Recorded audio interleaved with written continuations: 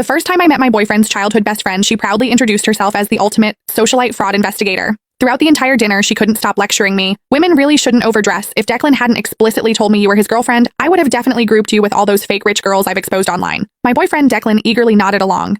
You really do dress a bit too flashy. You should listen to Sloane and tone it down. I couldn't even be bothered to argue with them. I made an excuse to go to the restroom, but right outside the door, I overheard Sloane delivering her expert appraisal of me. Declan, just look at how that woman walks and talks. She's obviously been through one of those gold digger training camps. She only approached you for your money. Think about it. A Patek Philippe watch, a limited edition Hermes Birkin, and a multi-million-dollar sports car? How could a regular doctor ever afford that? My blood boiled, and I finally reached the end of my patience. I turned around, pulled out my phone, and called my father, the richest billionaire in New York. Dad, wire me $10 million. I'm going to buy out a certain socialite fraud agency and teach this girl that wealthy men can actually have daughters. If you don't believe me, I'll test her for you in a minute. That way you can see this gold digger for who she really is. As I hung up the phone, Sloane's confident voice drifted out from the private dining room. Declan was looking at her, nodding with absolute trust. I really wanted to see how Sloane planned to test a real heiress like me. When I pushed the door open, Sloane was holding my Hermes Birkin, inspecting it from every angle with a condescending smirk. I'm telling you, young girls like you really shouldn't get caught up in comparing yourselves to others. The first step to becoming a fake socialite is trying too hard to package yourself. This bag of yours is a rental, right? I almost laughed out loud.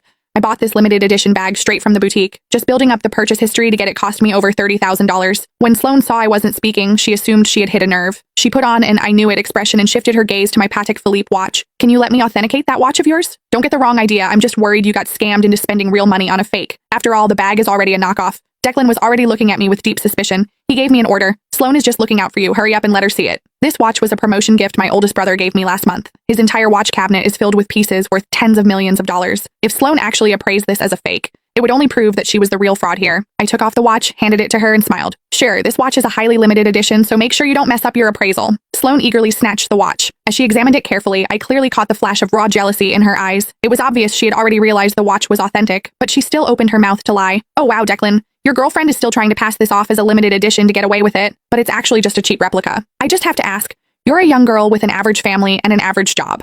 Why are you buying these fakes just to stroke your ego? Don't tell me you thought you could use these knockoffs to trap a rich guy and drain his bank account. The belittling tone in her words couldn't have been more obvious. In an instant, the way the other people at the table looked at me changed from admiration to disgust. Declan glared at me with sheer contempt, his voice dripping with disgust. How can you be so vain? And to think I actually believed you were different from other women? It turns out you all just want my money. Looking at his disgusted expression, my heart turned ice cold. I used to think Declan was just easily influenced, but that he at least had basic judgment.